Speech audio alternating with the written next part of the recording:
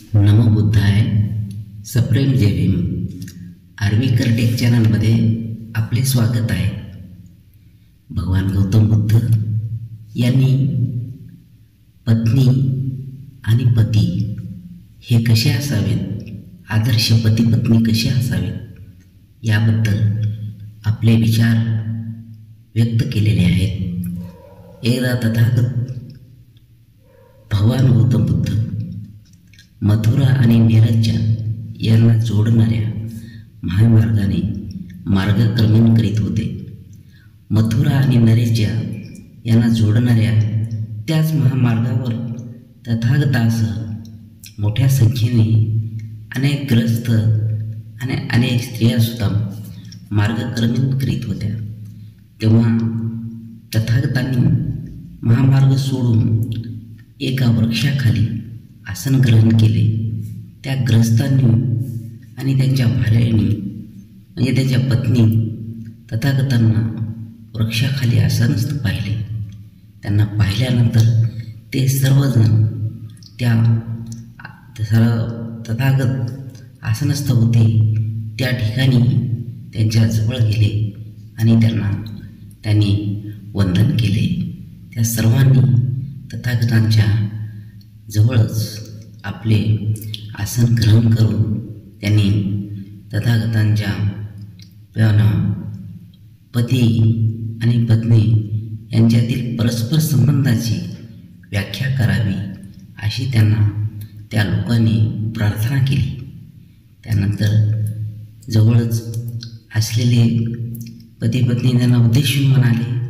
त्या तथागतांनी त्यांना उपदेश केला, हे ग्रस्तांनो, पती आणि पत्नी यांच्या जीवनातील एकत्रित जीवन जगण्याचे 4 मार्ग आहेत. एक म्हणजे दुष्ट पुरुष आणि दुष्ट स्त्री हे दोघे जेव्हा सहजीवन जगतात. दुसरे दुष्ट पुरुष आणि देवतासन स्त्री हे दोघे आपले जीवन जगत असतात. तर तिसरे देवतासन पुरुष आणि दुष्ट स्त्री यांचा जो संसार असतो ते आपल्या संसारात जीवन जगत असतात. चौथे जे आहेत ते देवतासम पुरुष आणि देवतासम स्त्री असे दोघे स्त्री पुरुष जेव्हा जीवन जगत असतात त्यावेळेस अशा प्रकारे हे 4 मार्गाने जीवन जगत असतात. तर हे ग्रस्त हो पती हत्या करते आणि चौर्यकर्म करते, व्यभिचार करते, मिथ्यावचन बोलतो, त्यानंतर सुरापान करतो, तो दुष्ट आहे, तो पापी आहे, तो लोभग्रस्त विचाराने जीवन व्यतीत करतो आहे. तो सदाचारी लोकांना कटुवचन बोलतो, त्यांना शिवायशाप देतो, तसेच त्यांची भार्या हत्या करते, चौर्यकर्म करते, व्यभिचार करते, मिथ्यावचन बोलते, सुरापान करते. ती दुष्ट, ती पापी आहे, ती लोभग्रस्त चित्ताने जीवन जगते आहे. ही सदाचारी सद्गुणी लोकांना कटुवचन बोलते, शिवायशाप देते. या प्रकारे एक दुष्ट पुरुष आणि एक दुष्ट स्त्री ही जेव्हा पती पत्नी म्हणून ज्यावेळेस जीवन जगणार असतात त्यावेळेस ही पैशा प्रकारचा हा त्यांचा मार्ग असतो.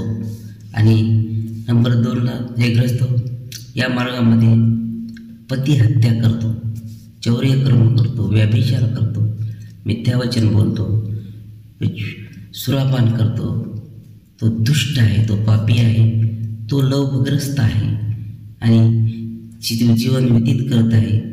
ते जे शिष्टाचारी सदाचारी आहेत त्यांना कचुवटून बोलतो, त्यांना शिवायशाप देतो आणि परंतु त्याची भार्या हत्येपासून विरत आहे, चौर्यकर्मापासून विरत आहे, व्यभिचारापासून विरत आहे, मिथ्याकथनापासून विरत आहे,